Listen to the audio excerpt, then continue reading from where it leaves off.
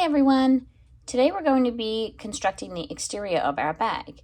If you are using one solid piece for your exterior rather than the two separate pieces, you can skip this first part. What we're going to do is just sew these two pieces together and these two pieces together. So what you're going to want to do is take your two pieces, line them up, and then I like to put clips down the side. You can use pins. I prefer to work with clips. You could also use double-sided tape if you wanted to. However, when we top stitch this, we are going to open this seam up. So the double-sided tape would need to be removed in order to be able to do that. So just clipping up those edges there. Just lining up your two sides. And then we're going to head over to the machine and we're going to sew that with a 3/8 seam allowance. After we've done that, we're going to fuse our fleece on. So I suggest heating up your iron or your heat press now so that that is ready to go as soon as we're done with the sewing. So let's go over to the machine. We're sewing this bag with a 3/8 seam allowance. When I start a project, I like to check with my ruler to make sure that the needle position and the edge of the foot is right for the project that I'm doing.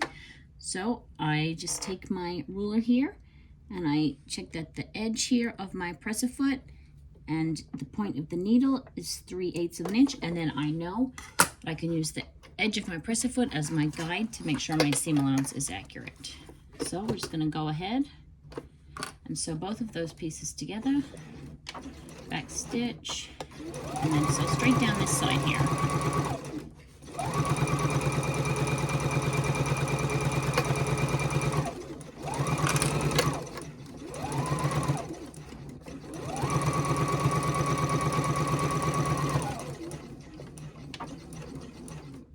Stitch again, and then the same thing on this side.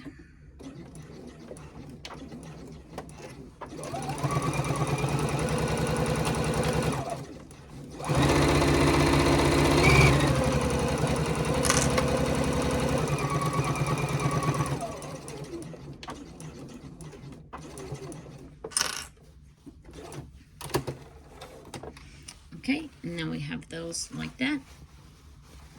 I'm going to separate those, and then we are going to open up our seam allowances and then top stitch. I like to press my seam allowances open before I top stitch them. You can do that with an iron. If you don't have your iron on, then you can use a seam roller, which is what I tend to do. I don't usually keep my iron on. Some people keep it on the whole time they're sewing, so that would be pretty easy to just hop over and do that. Do the same on the other side, just pressing it open. And then we're going to top stitch down either side of that center seam. And you can use double-sided tape to keep that down a little bit more. You can just finger press it. We're just going to sew down this side and then back down the other side. So let's get that done. When I'm top stitching, I like to line up the very edge of my, the inside edge of my presser foot with the seam line and move my needle to the far left. So this little part here of the presser foot, I line that up with this center seam. Put the needle in the far left position, and then that will give me a consistent top stitch along the edge of this seam. I like to use a 4 as my stitch length for top stitching, and then just continue all the way around, pivot, and go back down the other side, and then repeat on the other piece.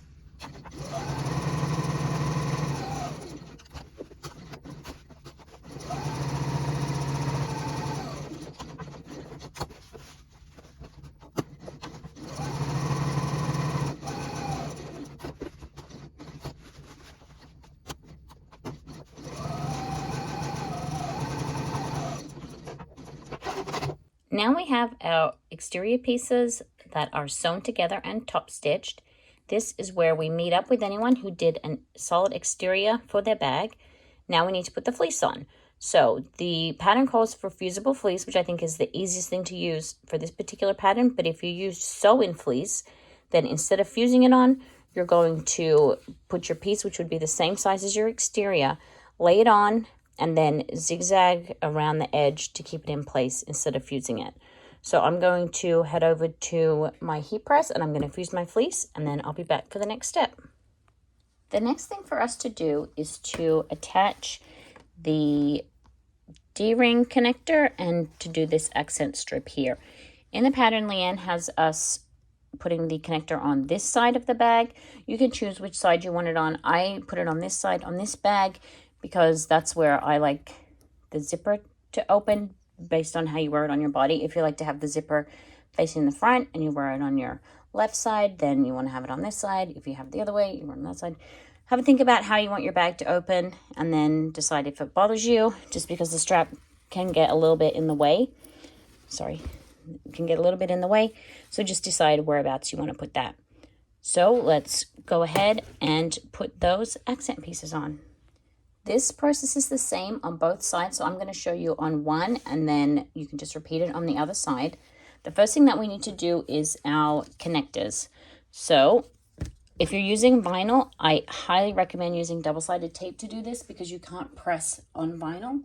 If you're using cotton, you don't need to use double-sided tape. You can just iron it. I'm going to show you how I do it with vinyl. So what I'm going to do is grab a pen. This would be the same if you're doing it on fabric too. And I'm just going to mark a line that's down the middle. So this is 1.5 inches wide. So I just mark a line that is 3/4 of an inch. Same on the second connector piece. Then I'm going to put some double-sided tape down the middle of that there.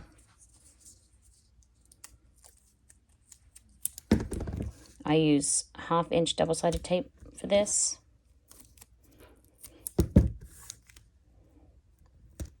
The piece is a bit big, but that's okay. I can just fold it over. Peel the tape off and then fold it in to the center line there.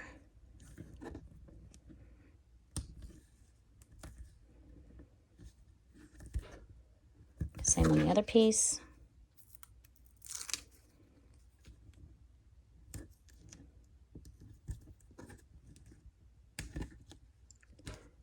Then I'm going to go over to the machine and I'm going to top stitch on either side of that.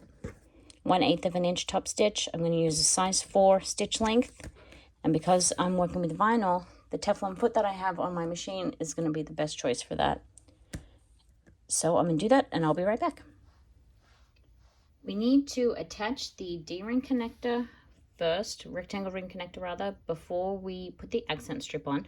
So take your connector piece, pop your rectangle ring on, and then we need to either put a bit of tape in there, or you can go and baste it on your machine just to keep the edges flush and to keep that rectangle ring on. Then you're going to take a ruler and you're going to mark 3 inches down, 1.25 of an inch in from the edge where you're going to place your rectangle ring. So you can see 3 inches down, 1.25 inches in, and then I just like to line that up there. Then you can mark a line underneath so you know where it's going to go. And then take it over to the sewing machine and baste that in place. And before I do that, because, you know, I have a love affair with double-sided tape, I'm just going to pop a little piece of double-sided tape on the back. Put that back above the line that we just made. Just check my measurements again to make sure that it's straight and stayed where it was supposed to be. And then I'm going to go and I'm just going to put a couple of basting stitches across the bottom there. So basting stitch is just like it just tacks it down. So you can use a looser stitch and just a couple of times back and forth to secure that. So I will be right back. You can see that I've got my 2 connectors on either side basted in place. You can just see a couple of stitches back and forth on that side. Now we're going to attach the accent strip. So we'll grab that piece. And this piece is, you can see, according to the measurements, 2.5 inches wide. So we're going to draw a line straight down the middle. It's going to be 1.25 inches. draw the line down. Again, if you're using vinyl, I highly recommend using double-sided tape. If you're using fabric that you can press, then you can go ahead and use your iron to hold that in place, or you can do tape, or you can do both.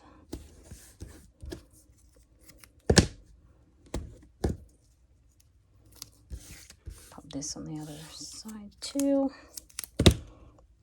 Do them in tandem, but I'll just show you the one on the video, save you the watching time, so you can get to sewing yours up faster. So just pressing that to the middle,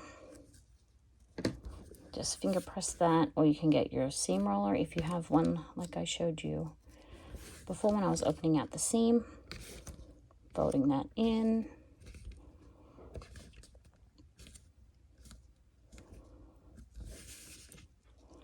Both sides, smoothing it down.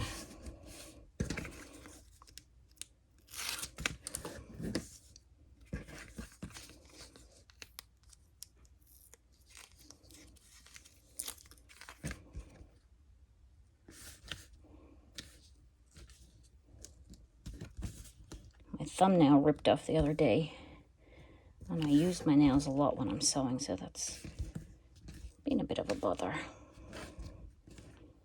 but we'll make it work.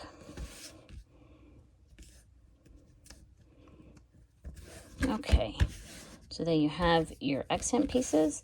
Now what I'm going to do is pop some double-sided tape on the back of those too. Actually, I'm just going to straighten that up a little bit so that it's ready to stick it on. So a bit of double-sided tape along the back.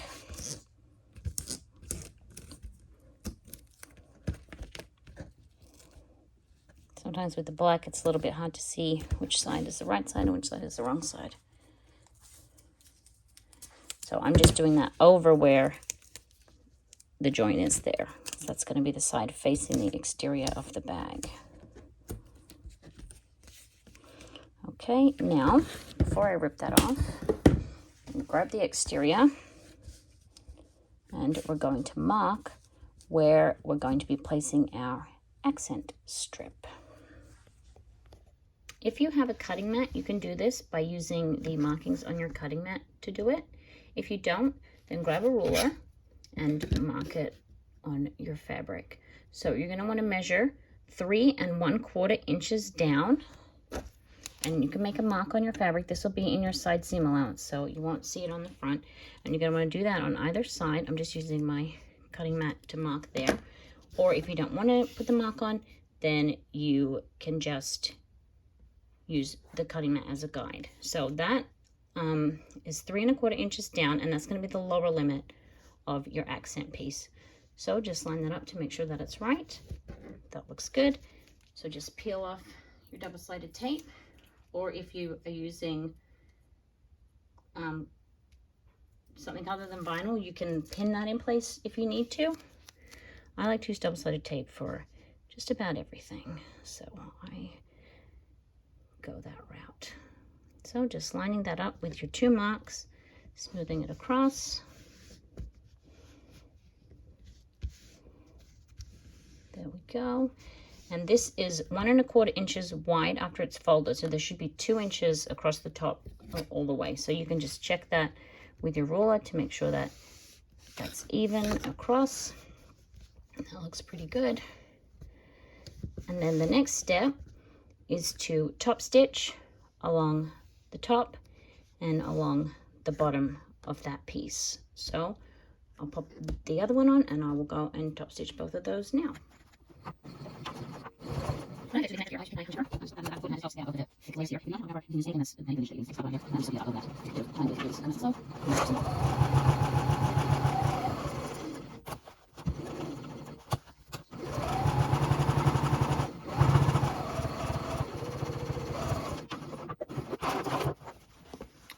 you go, that's top stitched.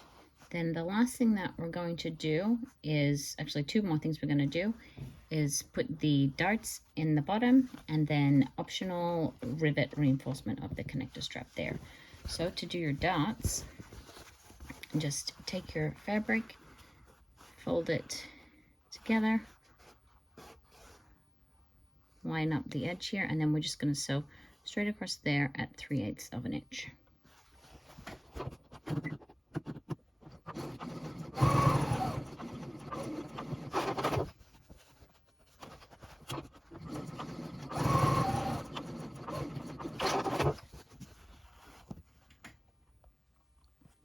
You can see the darts there, and then we'll just repeat on the other side, and I'll see you back over at the table. An optional step that I personally like to do is to add a rivet to the strap connector here. As you can see, I've done it on this one here, and it just adds a bit of extra security because that's going to be a fair amount of tension on that connector there, and it just helps the stitches to have some extra support. So what I like to do is mark the center of my strap, which is 3/4 of an inch wide, so you want to do 3/8 of an inch, and this is 1 1/4 inches high, so you want to do whatever half of that is. 1 1/4 would be 5/8. So this is not the right side of the rule to measure that. So 3/8 in, 5/8 down. So just mark that. You can also just eyeball it. And then I'm going to punch a hole there, repeat on the other side. So there's different ways you can punch a hole, lots of different tools. This is what I'm using at the moment. So I'm just going to line that up. Hold up. Let me get that on camera for you. Line that up. This is kind of tricky to see. I just see where the hole's coming out. And then just punch a hole through there. And that's where I'm going to put my rivet. Now, when I do my rivets, I also like to get a scrap of waterproof canvas. You can also use a scrap of interfacing. Punch a hole in that. And then I use that as extra support behind my rivet. So just pop your rivet through the waterproof canvas, pop that in the hole, put the cap on. Then I'm just going to go and press that in my rivet press.